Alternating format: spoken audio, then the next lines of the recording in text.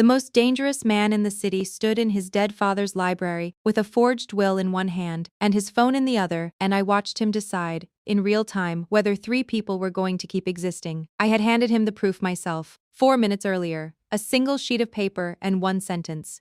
This signature is a lie, and I can show you exactly how I know. And now Don Lorenzo Conti was looking at the 3 relatives who had spent the entire week calling me the fat girl they sent over, and his thumb was resting on a name in his phone, and the room had gone the specific kind of quiet that I have only ever felt twice in my life. Both times in that house. I put my hand flat on the table between us.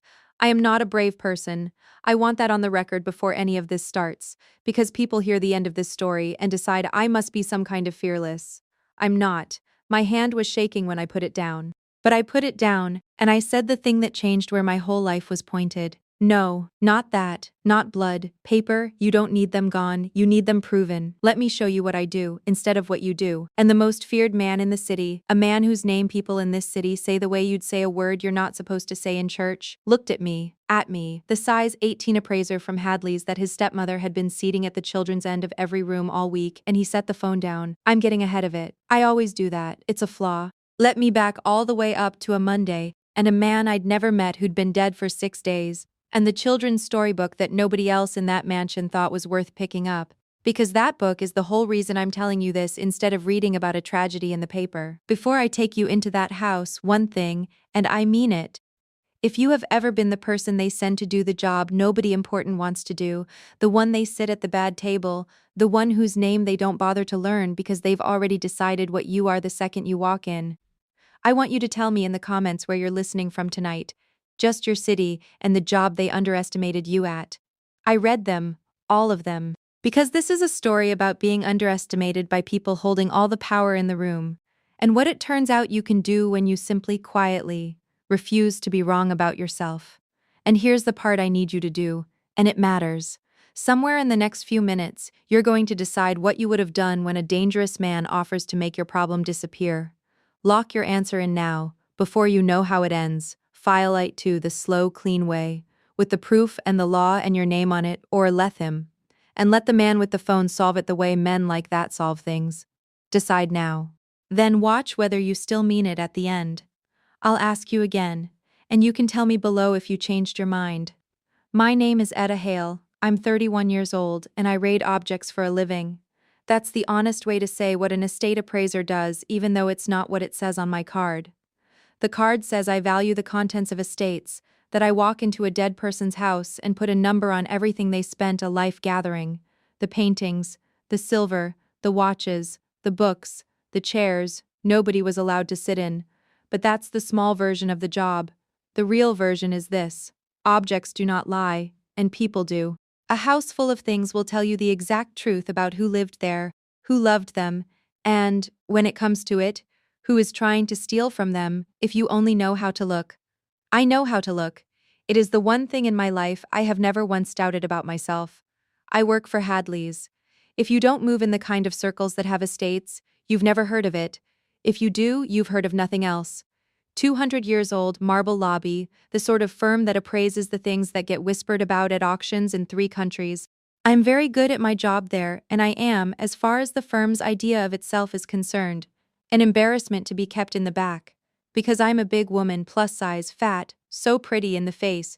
You know the whole tired script. You've heard it sung at you too, or you wouldn't still be here with me.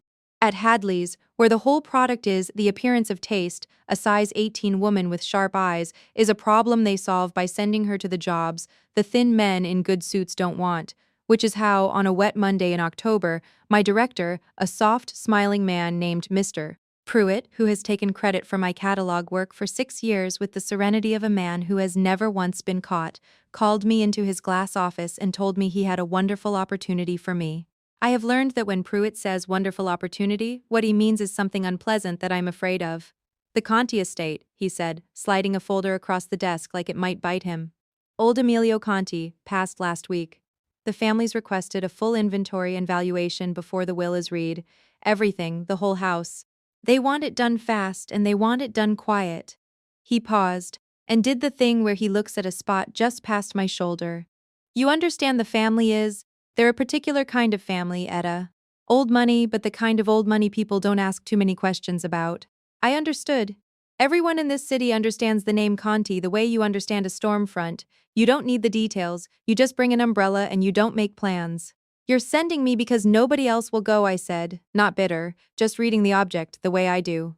Pruitt smiled his soft smile. I'm sending you because you're the best cataloger I have, he said, which was true, and was also not the reason, and we both sat there for a second inside that fact.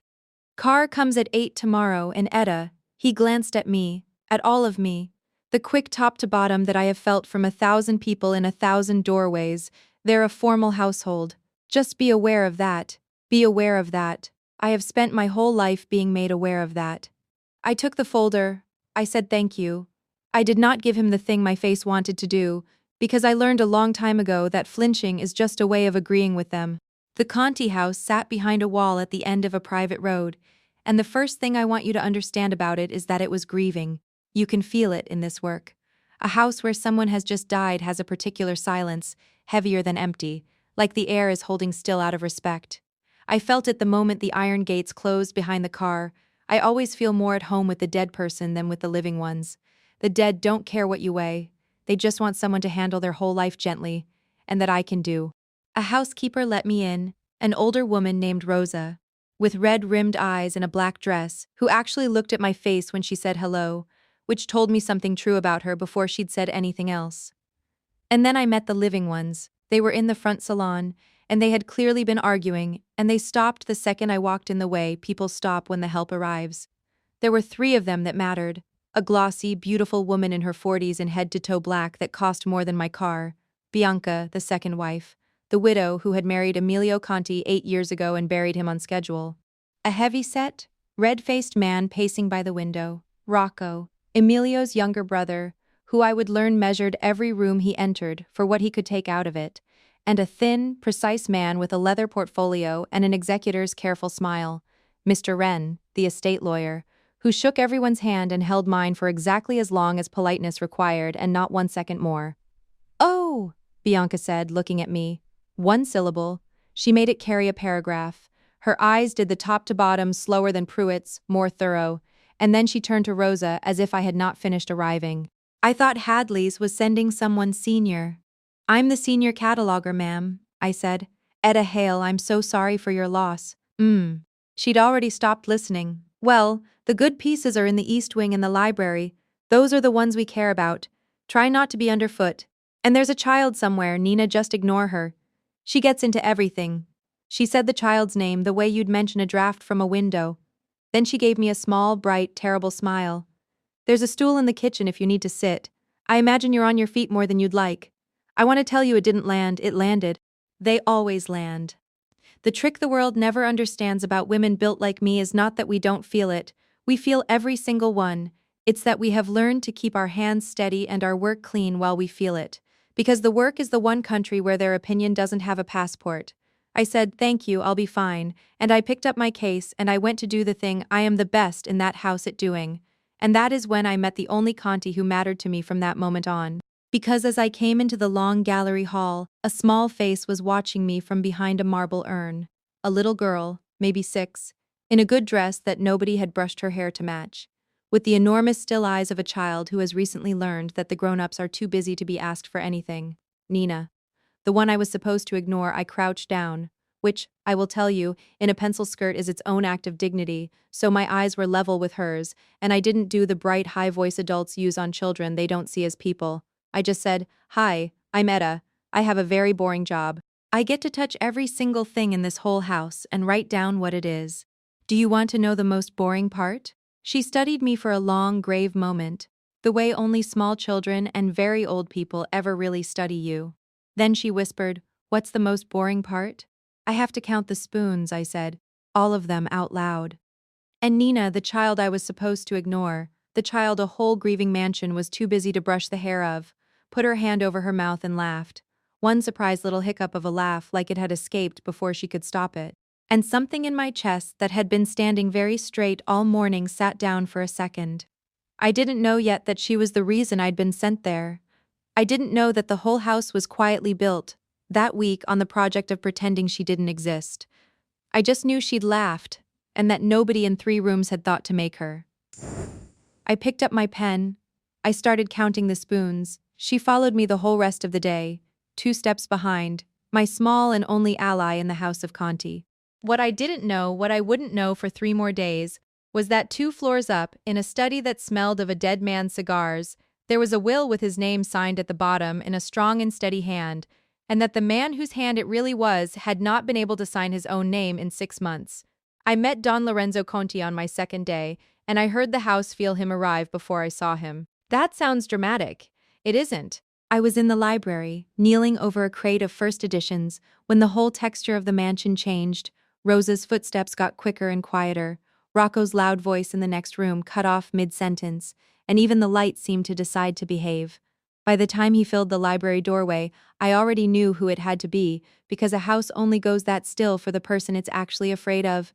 He was tall and contained, and dressed in the kind of plain black that only looks plain until you notice the cut of it, late 30s. His father's funeral grief worn like a coat buttoned all the way up, the iron control of a man who has decided he will fall apart later, on a schedule in private, and his eyes, when they found me on the floor among his father's books, did not do the top to bottom.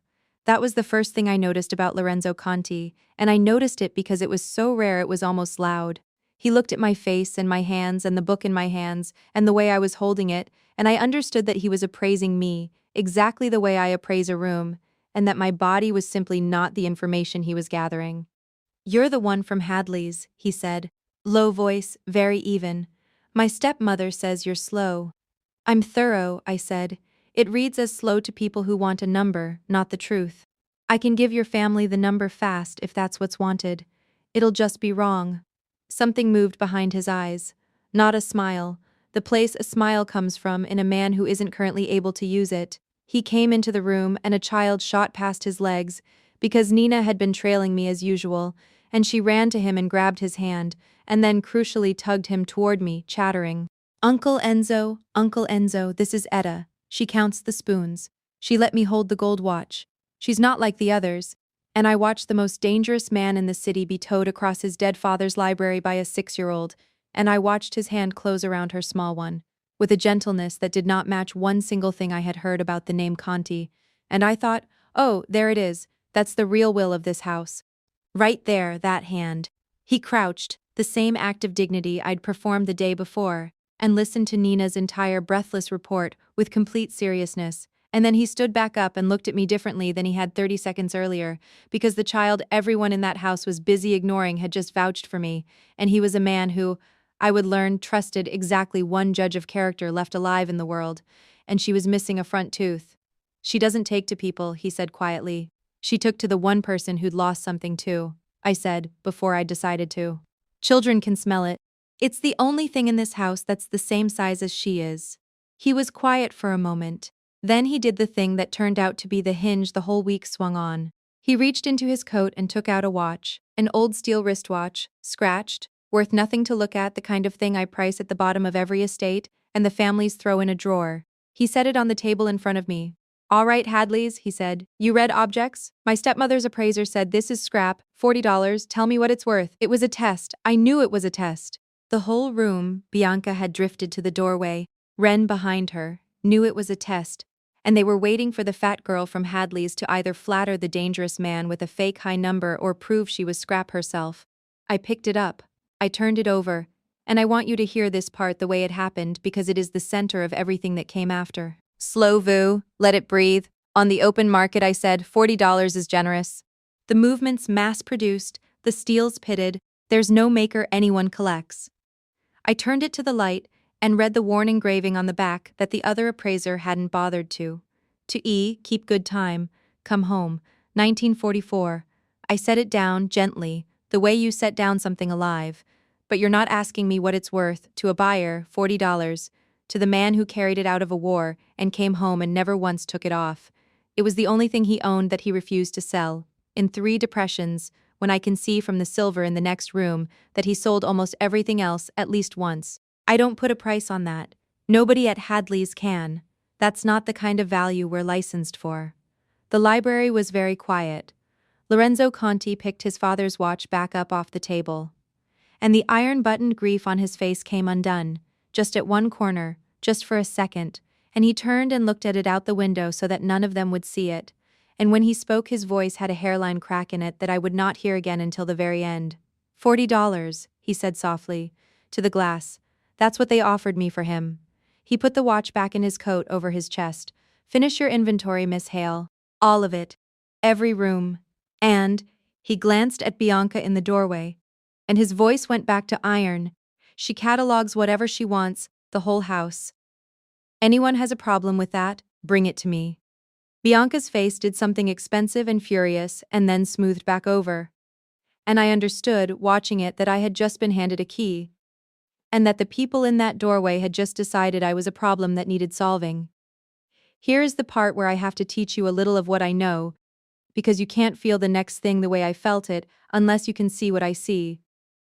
Objects are made of materials, and materials have dates. Paper has a date, the rag content, the brighteners, the watermark that the mill pressed into it in a specific year and not before. Ink has a date, and a behavior. It sits differently on a page that's 2 years old than on one that's 2 weeks old. And handwriting has a body. It is made by a hand attached to a person, and when that person's body changes, the writing changes with it. Because writing is just a recording of a muscle. I have spent 10 years learning to read those 3 things: paper, ink, hand, because in my work, the difference between a $40,000 letter and a worthless one is whether the person whose name is on it actually held the pen.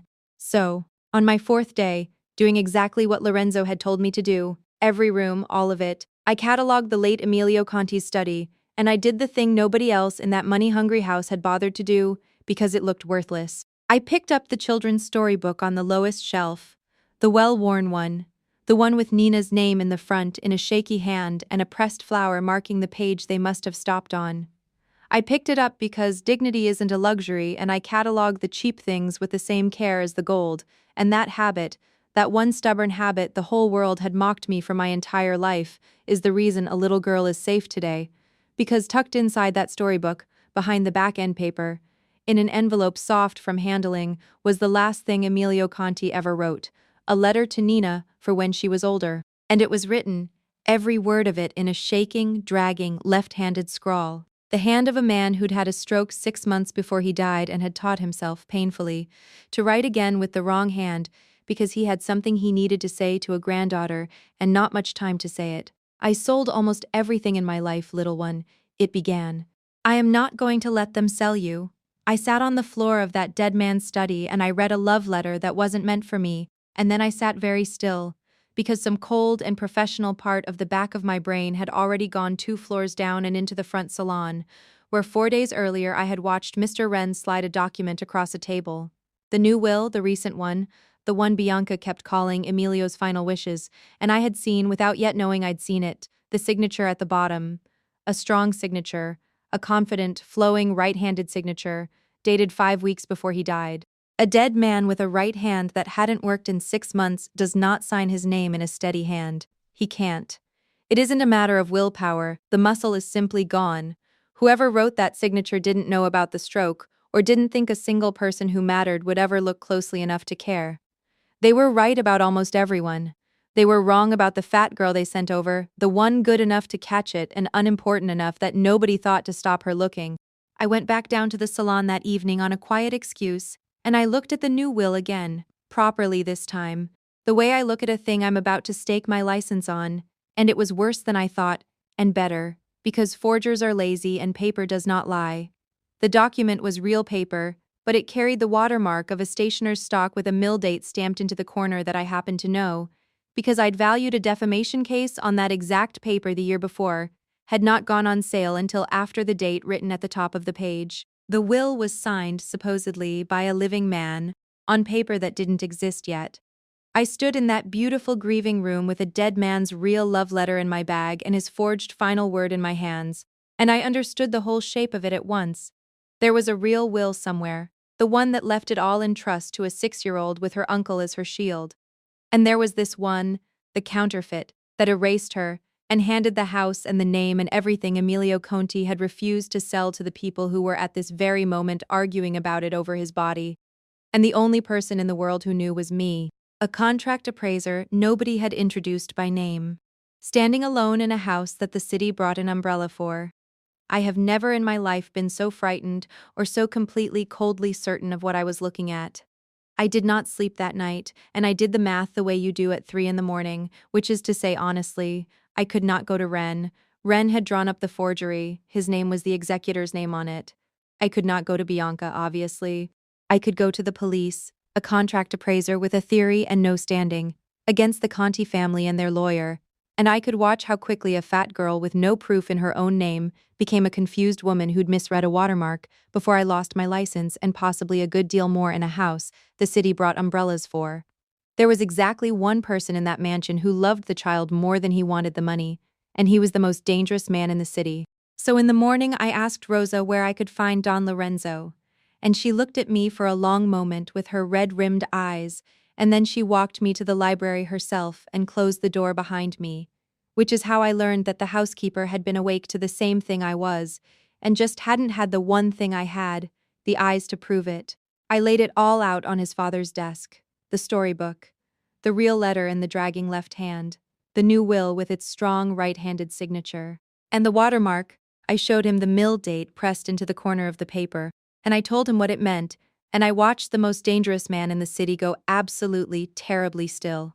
Slow-vo, let it breathe. Your father had a stroke in the spring, I said, as gently as I have ever said anything. His right hand never came back. Every real thing he wrote in the last 6 months of his life, he wrote like this. I touched the trembling letter to Nina, with the wrong hand, slowly, because he had something to say to her and he was running out of time to say it. And this, I touched the will, is signed in a strong right hand he did not have anymore, on paper that was not for sale yet on the day it's dated. A dead man with a right hand that hasn't worked in 6 months does not sign his name in a steady hand. He can't. It isn't courage. The muscle is simply gone. Somebody wrote your father's name. It was not your father. And then I watched it happen. The thing I described to you at the very start. Lorenzo Canti took out his phone. He looked through the library wall in the direction of the salon where Bianca and Ren and Rocco were having coffee over a dead man's stolen house, and his thumb found a name, and the temperature of the room dropped about 10 degrees, and I understood with complete clarity that there were men who would answer that phone, and that those 3 people would, by evening, simply become a thing that had happened. And I put my hand flat on the desk, over the will, my hand shaking, and I said it. No, not that, not blood. Paper. He looked at me, I made myself hold it. Listen to me, because this is the part I actually know better than you. If they disappear, you have not saved Nina. You've made yourself feel something, and you've left the forgery standing. That document is still legally her father's last word. The estate still passes the way the lie says it passes, and the only witnesses who could have challenged it are gone, which a court will eventually find very interesting. You don't need them gone. You need them proven. You need this watermark in front of a judge and a forensic document examiner, and your father's real attorney and a notary, in daylight with my name and my license on the report, so that what your father actually wanted becomes the truth on paper that no one, ever, can quietly walk back. Let me show you what I do, instead of what you do. Mine is slower. It's also the only version where the little girl is still safe in 20 years, when you're not in the room. The longest 5 seconds of my life. Then Don Lorenzo Conti set the phone down on his father's desk. Tell me what you need, he said. And Miss Hale, whatever happens in that room, you will not be standing alone in it. That I can promise you. It took 9 days. I want to be honest that justice on paper is not the fast, clean thing the movies make of a phone call. It is depositions and a forensic examiner from out of state and Emilio's real attorney, a quiet old man named Sorensen who'd been cut out of the loop and was furious about it, producing the genuine prior will from a safe deposit box exactly where the love letter said it would be. I'm not going to let them sell you, he'd told her where the truth was kept. He just needed someone to be willing to read the cheap things carefully. And then there was a room. The will reading Bianca had been so eager for, except it became something else. I stood up, in my good blouse, a size 18 contract appraiser, and in front of the family and Sorensen and a forensic examiner and 2 very polite people from the district attorney's office, I laid the receipts on the table one at a time. The watermark with its impossible date, the medical records of the stroke, the genuine letter in its dragging, loving left hand. And then the real will, witnessed and filed and true, that left everything in trust to a 6-year-old with her uncle as her shield. I did not raise my voice once. I didn't have to. Paper does not need to shout.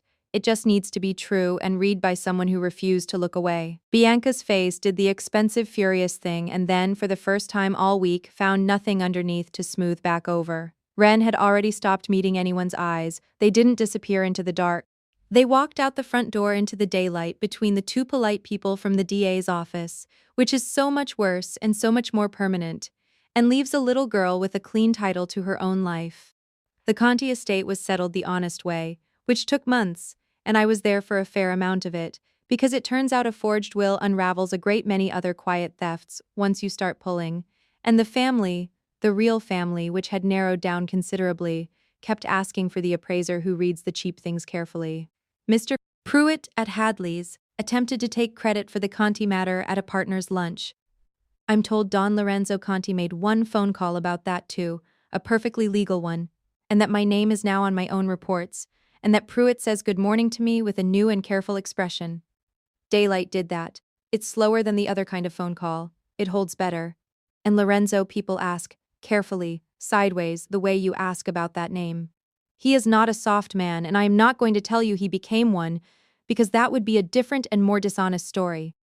But he comes by Hadley's sometimes, on no particular errand. And once, only once, when a buyer at a viewing said something to me about my size that he was not quite quiet enough about, I watched the most dangerous man in the city set down his glass and go very still, and I put my hand on his arm, the way I'd put it on the desk, and I said, "Paper, remember?"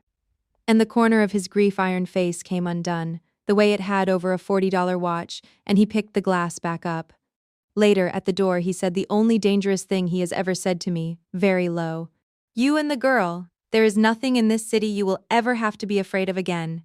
That isn't a gift. It's just the weather now." And then he asked me, with enormous awkwardness, whether I would teach Nina how to tell a real thing from a fake one. "First Sundays," I said yes before he finished the sentence. "I don't know what we are.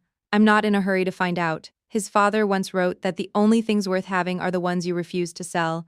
He was talking about a watch and a granddaughter, but I've decided it applies to whatever this slow, careful thing is becoming. He shows up. First Sundays, and lately some Wednesdays, with no reason offered. Nina can now spot a reproduction at 40 paces and announces it to entire rooms. We are, the three of us, something that doesn't have a price I'm licensed to put on it, so now you know the whole of it. And I want to leave you with the thing I'd want left with me. Slow vo, let it breathe. The world spent 31 years teaching me that my body was the first thing about me. The bad table, the slow top to bottom, try not to be underfoot. And then a dead man I never met, and a little girl I was told to ignore, taught me it was the last thing about me, that the first thing, the only thing that ever actually mattered in that whole grieving house, was whether I would pick up the cheap book off the low shelf and read it as carefully as the gold. They underestimated the size of me. They never once thought to be afraid of the eyes. That was their whole mistake. It is almost always their whole mistake. So here's my question, and I genuinely want your honest answer, not your church answer. And I want to know if it's the same answer you locked in at the start, or if somewhere in that house you changed your mind. You're standing in that library. The most dangerous man in the city has his thumb on a name, and one call ends the 3 people who humiliated you and tried to rob a child. Tonight, clean, gone. Or you can do it the slow way, the watermark, the judge, your name on the report, daylight. Would you have stopped him and made them prove it, file IT, or would you have taken your hand off the desk and let him? Tell me below. And tell me if your answer tonight is the one you started with. I'll tell you mine one more time. My hand was shaking when I put it down. I did it anyway. The slow way is the only way the little girl is still safe in a room I'm not standing in. And if they ever sent you to do the job they didn't respect, drop your city and the work they underestimated you at. I read everyone usually late with a cup of something, going over a report with my own name on it now. Raid the cheap things carefully. It's the whole secret. I'll see you first Sunday, Etta, Hadley's. Ask me what it's worth.